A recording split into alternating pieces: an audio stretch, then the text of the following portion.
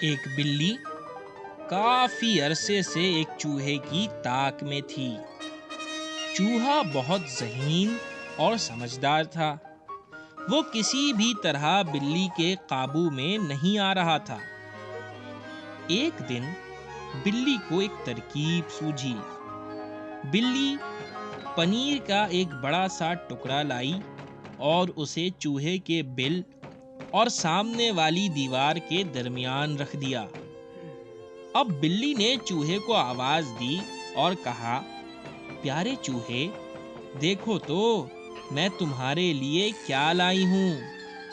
چوہے نے اپنے بل سے جھانک کر دیکھا تو پنیر پر نظر پڑی۔ رال ٹپکاتے ہوئے چوہے نے بلی کی جانب دیکھا تو بلی نے کہا، آؤ ہم کھیلتے ہیں۔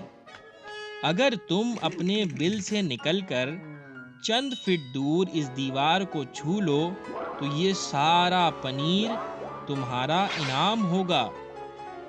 چوہے نے کچھ دیر سوچا، اپنی ٹپکتی ہوئی رال صاف کی اور بولا، بی بی بلی، یقیناً اس میں تمہاری کوئی چال ہے، کیونکہ فاصلہ تھوڑا ہے اور انعام زیادہ، اور میں یہ بات بخوبی جانتا ہوں کہ لالچ بری بلا ہے۔